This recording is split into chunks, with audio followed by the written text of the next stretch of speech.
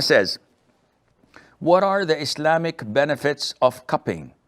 And what are the days when it is recommended and prohibited to do cupping?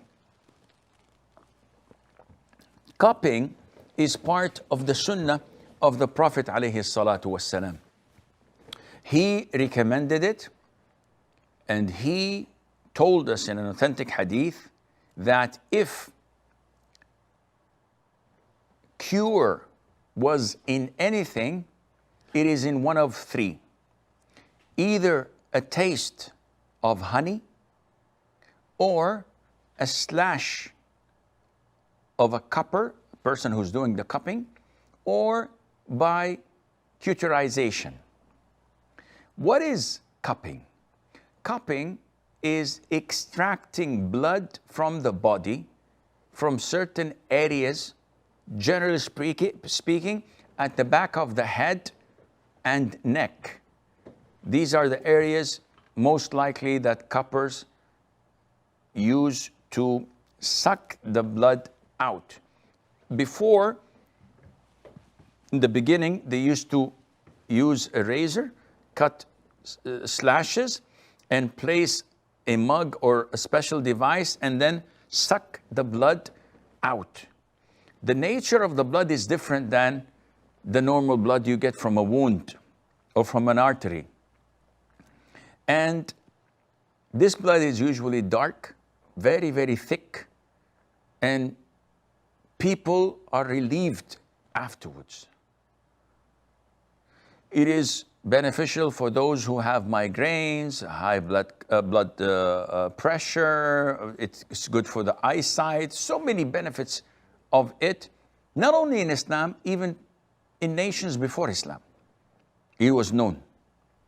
And the Prophet himself, ﷺ, performed cupping. He asked someone to perform cupping to him and gave him 1 full dinar, which is a lot of money. Now, cupping is part of the sunnah, especially for healing and curing. But is it permissible to do all the times, or there are certain times? It's an issue of dispute among scholars. And Imam Malik, Imam Yahya ibn Ma'in, and great imams of hadith, they say that all the hadiths regarding the timings of cupping and naming of the dates are not authentic.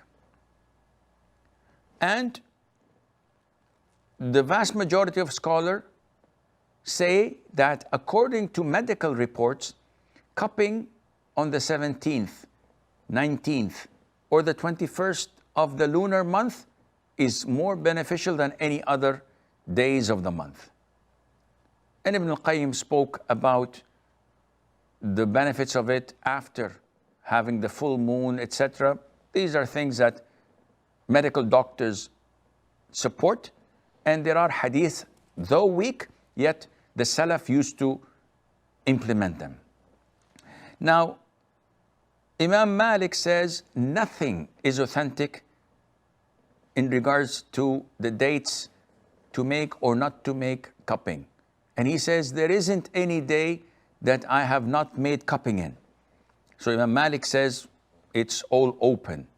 Imam Ahmad, as we know from his school of thought, that whenever there isn't any sound hadith backing it up, he would take weak hadith and implement it rather than implementing self-reasoning, like the school of Abu Hanifa, for example. He would say that, no, weak hadith is better for me than the sayings of Ibrahim al-Nakha'i or Sufyan al-Thawri or Tom, Dick, or Harry. And he used to dislike cupping on Saturdays and Wednesdays.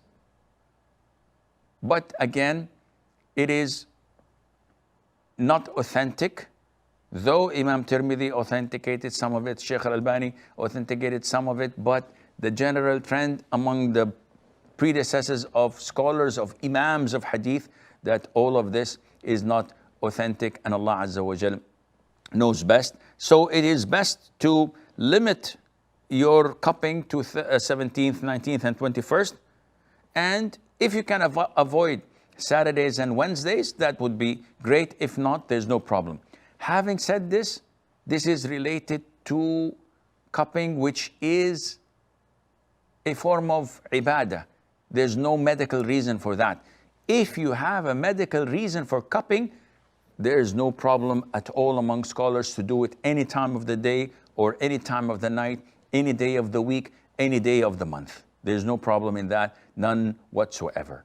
We have a short